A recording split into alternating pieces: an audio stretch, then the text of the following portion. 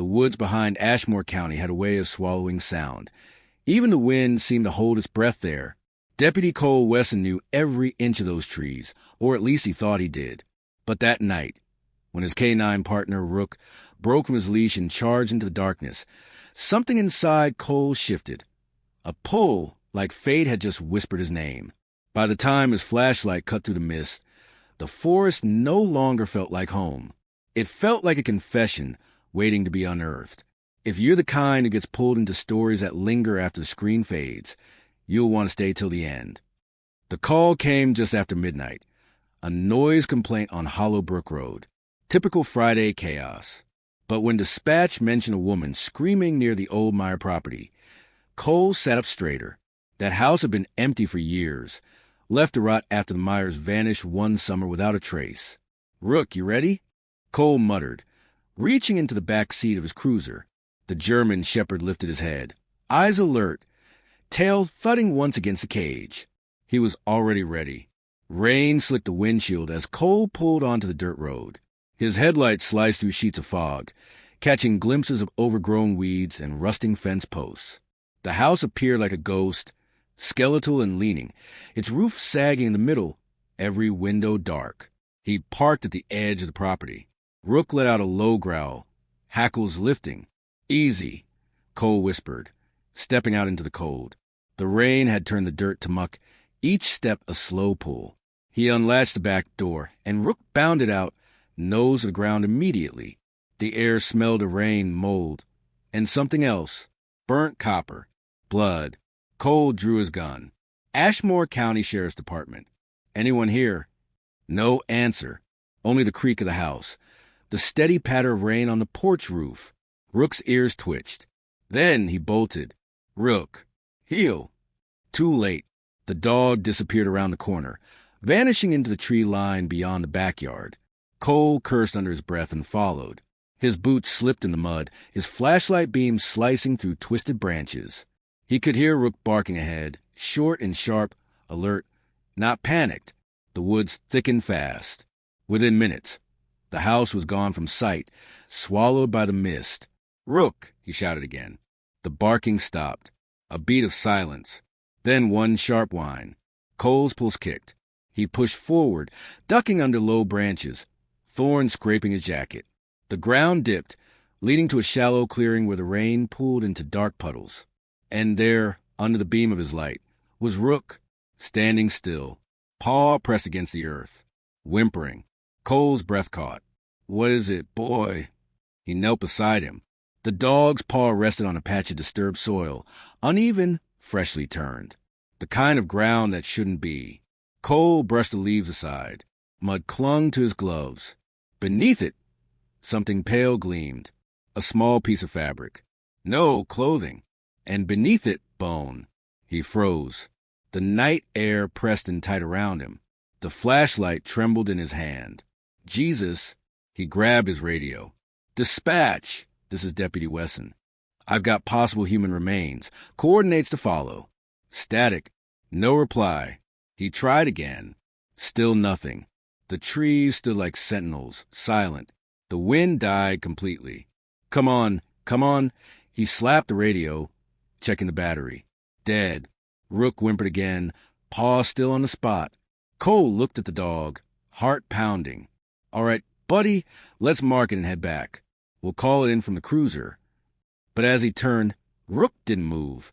The shepherd's gaze stayed fixed, not on the ground. Behind Cole, the hairs rose on the back of his neck. Slowly he turned. A light, faint, flickering through the trees. A lantern, maybe 50 yards away. Someone else was out there. Sheriff's Department. Cole called, gun raised. "Show yourself." No answer. The light wavered, then went out. He took a cautious step forward, and the earth gave way beneath him.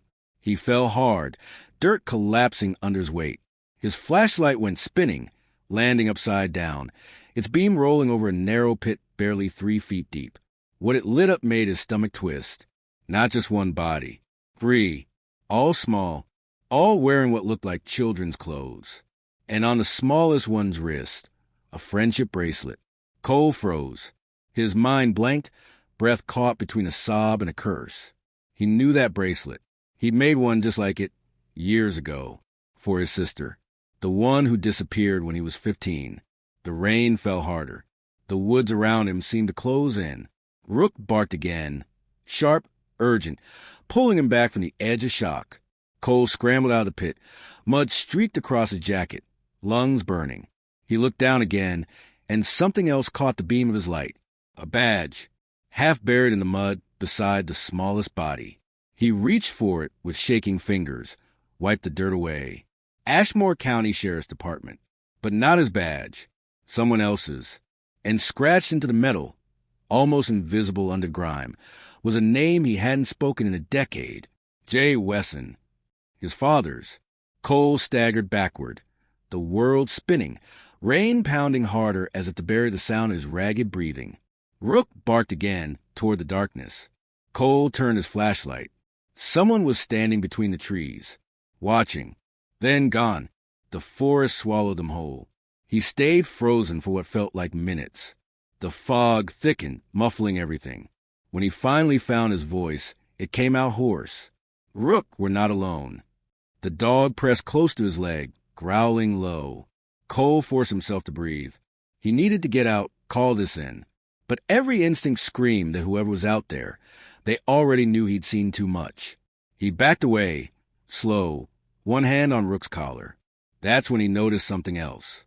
Carved into the tree beside the pit, faint, almost hidden by moss. A word, forgive. He didn't remember the drive back, only the weight in his chest, the mud on his boots, and Rook's head resting silently on his knee. By the time he reached the station, the sun was rising, but nothing felt lighter. He walked in, pale, eyes unfocused. Sheriff Langford looked up from his desk. "You look like hell, Cole.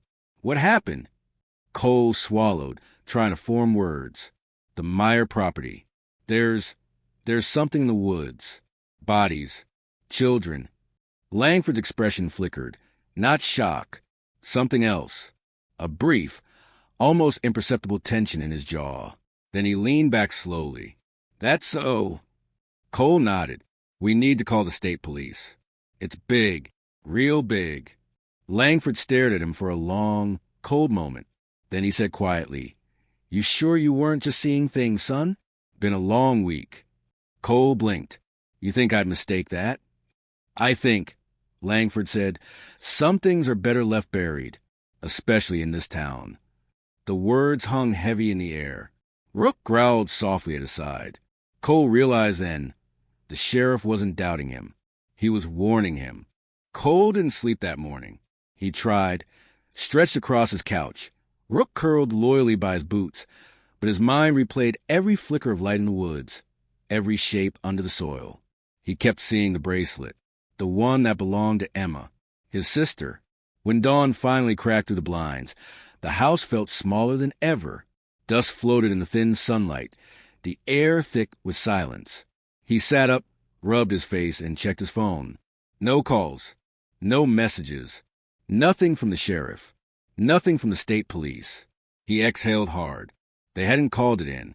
He stood, grabbed his badge, holstered his sidearm, and headed out the door. Rook followed, alert but calm, his eyes watching Cole like he already knew. They were walking back into something dangerous. The station was quieter than usual. Just the hum of fluorescent lights and the smell of burnt coffee. Sheriff Langford was in his office, blinds drawn. Through the glass, Cole could see him talking to someone, a man in a dark suit. State police, maybe. But when Langford noticed Cole, he waved the man off and shut the blinds. That didn't feel like procedure. Cole stepped inside anyway. "Morning, Sheriff." Langford looked up slowly. "Wesson, you look like you've been through hell. I told you last night there are bodies out there. Did the state team come?" Langford leaned back in his chair, rubbing his temple. "I sent a unit to check it out. They found nothing." Cole froze. "Nothing? That's impossible. I saw them with my own eyes." Langford's gaze was steady, unreadable. "Maybe you saw old remains. Maybe animals scattered them. Rain washed away the site." "Sir," Cole said, voice tightening, "with respect, don't do this. Don't act like I imagined it. Langford sighed and stood, walking to the window. You know, your father used to be just like you. Wouldn't let things go. Always had to dig. Cole felt something cold settle in his chest. You knew my father well, didn't you? Langford nodded slowly. He was a good man. Did what needed to be done, even when it wasn't easy. Cole studied him. Then you know that badge in the ground, the one with his name, wasn't something I made up. The sheriff turned. For the first time, his mask slipped. There was something in his eyes, regret, maybe even guilt. You need to stop, Cole. I'm telling you that as someone who cared about your old man. Cole stared at him, stunned. What the hell does that mean? Langford's jaw tightened. It means this town has ghosts, and if you start digging them up, you might not like what you find. He walked past Cole, opened the door. Take the rest of the day. Clear your head. But Cole didn't move. His voice dropped to a whisper. The bodies, they were kids, Sheriff. Langford stopped in the doorway, his back to him. Then maybe you should ask yourself why your father's name was buried with them. Cole sat there long after Langford left, the words burning in his skull. He drove to the edge of town, past the diner and the shuttered gas station, until the road turned to gravel and the forest rose ahead. He parked where the trees began. Rook barked once, like he sensed his partner's decision. We're going back, Cole muttered. We'll find it again, no matter what. The woods were different in daylight. Quieter, but no less unsettling. Mist clung low to ground, and the smell of wet pine filled the air. Cole found a clearing within minutes. The disturbed soil was still there, though flattened now, as if someone had smoothed it over during the night. He knelt, tracing the ground with his hand. The mud was darker in one spot, damp from being recently moved. Someone had come back. He looked around. The trees stood still, indifferent. But then Rook's nose twitched, and he started to pull forward, low to the ground, tracking something. Cole followed. They moved deeper into the woods, past the old fence line, until they reached a small creek that cut through the forest like a scar. There, half buried in the mud on the other side, was a box, a wooden chest, about the size of a toolbox, covered in moss and wrapped in rusted chains. Cole's pulse kicked. He waded across the creek, water soaking through his boots, and crouched beside it. The lock was old, corroded. He pried at it with his knife until it snapped. The lid creaked open. Inside were photographs. Hundreds of them, all of children. Most were school portraits, some smiling, some not. The edges were curled, damp, aged. But what made Cole's stomach drop wasn't the faces. It was the dates written on the back. Each one matched a missing persons report from Ashmore County. Kids gone missing over the past 20 years. And on top of the stack, there was a newer photo.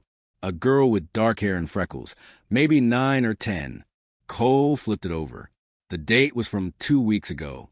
His chest constricted. That was the missing Meyer girl. The one people said was taken by a drifter. The one whose screams were reported last night. Rook barked sharply, drawing Cole's attention. The dog's ears were up, eyes fixed toward the slope above the creek. Cole followed his gaze. A figure stood at the ridge, a man in a tan coat, watching. Hey! Cole shouted. The man turned and vanished behind the trees. Cole sprinted up the hill, branches whipping at his face. But when he reached the top, the man was gone. Only the sound of distant footsteps. And something else. A faint hum. He followed it, moving cautiously until the trees opened into a clearing filled with rusted vehicles. A junkyard, long abandoned. The hum grew louder. Not an engine, a generator. Someone had been here recently. Cole crouched behind a wrecked pickup, scanning the area. In the middle of the clearing stood a small shack made of corrugated metal, the door slightly ajar. He motioned for Rook to stay, then move in, gun drawn. The air inside was thick with the smell of oil and decay. Dust hung like fog. And then he saw the photos pinned to the walls, the same ones from the box. Faces upon faces, overlapping.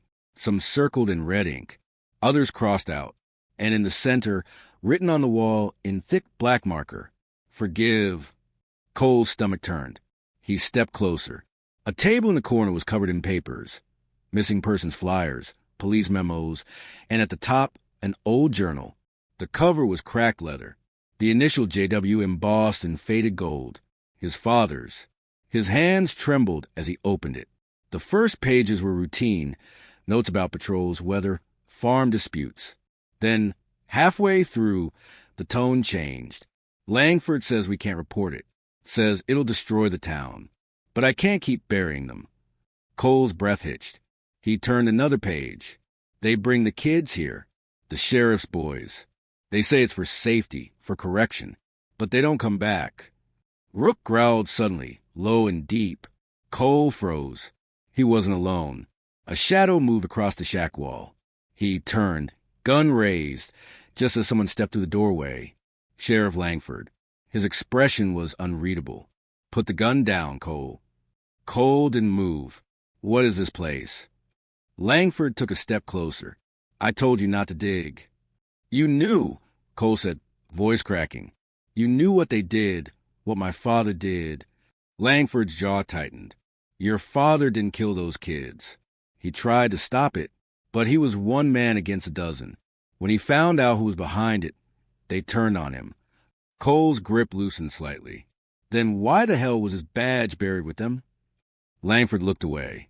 Because they made him dig the graves. The silence that followed was unbearable. Cole lowered the gun an inch, confusion and horror twisting inside him. Who did the sheriff? Langford looked back, eyes glassy. You already know. They never left. They wear suits now. Sit on the town council. Sign your paycheck. He took a slow step forward. And if you tell anyone, you'll end up right beside those kids. Cole's stomach turned. You think I'm scared of you? Langford sighed. No, I think you're like your father.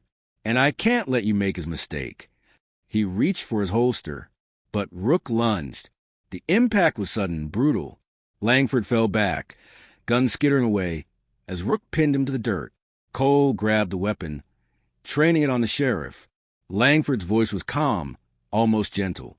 You don't understand, son. This town was built on blood. You start pulling on that thread, and everything comes apart. Cole's finger tightened on the trigger. Then let it come apart. But before he could fire, Langford's hand went to his pocket, and he tossed something at Cole's feet. A photo. Emma. Cole's breath stopped. She wasn't in a coffin. She wasn't buried. She was alive. At least, she had been when that picture was taken, maybe a year ago. Langford smiled faintly, blood running down his cheek. You want the truth? She's not dead. But finding her will cost you everything. Cole stood there shaking. Rain starting to fall again. Rook still growling low beside him. He looked down at the photo, his sister's eyes staring back, and felt something break inside. Not from fear. From hope. The photo wouldn't leave his hands. Even as he drove through the storm, windshield wipers smearing rain into streaks, Cole kept glancing at the image on the passenger seat. His sister, Emma, older now, but unmistakable. Same eyes, same half-smile. A scar on her cheek he didn't remember. Langford's words echoed in his skull. She's not dead. But if that was true, where the hell had she been all these years? Rook shifted restlessly in the back seat, whining softly every few miles, as if sensing his partner's turmoil. Cole's knuckles whitened on the steering wheel. We're not stopping until I find her. He didn't go back to the station. Not after what happened in that shack. Langford might have still been alive, or not. Cole didn't check. He just ran. Now, he was headed toward the one place his father used to talk about when he'd been drinking. The Hollow, a section of the forest that didn't appear on any county map. Where they take the forgotten, his father once muttered, eyes glassy, voice thick with guilt. Cole never understood what that meant. Until now. He parked his cruiser on the side of the road and stepped into the rain. Rook leapt out beside him, tail stiff, alert. The woods loomed like a wall. Black trunks, slick leaves, the sound of thunder rumbling somewhere far off. They walked for nearly an hour, guided by instinct more than direction. Each step deeper felt heavier, quieter. The trees grew thicker, roots tangling across the path like bones. Then, in the distance, Cole saw something, a faint orange glow between the trees. He drew his gun, motioned for Rook to stay low, and crept forward. The glow came from a campfire, burning under a crude metal shelter. Two men sat nearby, both wearing deputy jackets. Cole froze. Deputies. Langford hadn't been lying. The rot went deep. He crouched behind a fallen log, listening. Langford's done, one of them said, tossing a stick into the fire. He should have known better than to bring the kid into this. The other snorted. Doesn't matter. Wesson's just like his old man. Thinks he can save everyone. He'll come here eventually. Cole's pulse spiked. You think he knows about the girl? A pause. Then laughter. He'll find out. One way or another. Cole's breath caught. The girl. Emma. He couldn't wait. He stepped out, gun raised. Hands up. The men froze, eyes wide. One went for his holster. Rook launched forward before the man could draw, teeth snapping, pulling him down. Cole fired once, shattering the air. The other dropped his gun and raised his hands. Where is she? Cole demanded. The deputy stammered. You don't understand. Where is she? The man pointed a trembling hand toward a dirt path behind the camp. The cabin by the old quarry. That's where they keep her. Cole's voice was ice. Who's there with her? The deputy hesitated, and that was enough. Cole pressed the barrel to his forehead. Say it. Langford's son. Cole stepped back, disgust twisting through him. If you're lying, I'll come back for you. He turned, Rook close beside him, and took off down the path. The forest seemed to change the deeper they went. The air heavier, colder. The rain stopped, replaced by a mist that shimmered faintly in the moonlight. Then he saw it. A cabin built against a rise of stone, half hidden by brush. A single light burned in the window. He moved quietly, crouching near the porch. Voices murmured inside. You shouldn't have brought her back here, a man was saying. He's looking for her. You know that. Another voice, younger, tense. You said she'd remember, that she'd tell him what he needed to know. She doesn't remember anything. That's the point. Cole edged closer to the window. Inside, Emma sat in a chair, hands bound, head drooped forward. She looked fragile, ghostly pale in the lamplight. Rage flared in him so hot it nearly blurred his vision. He kicked the door in. Get away from her.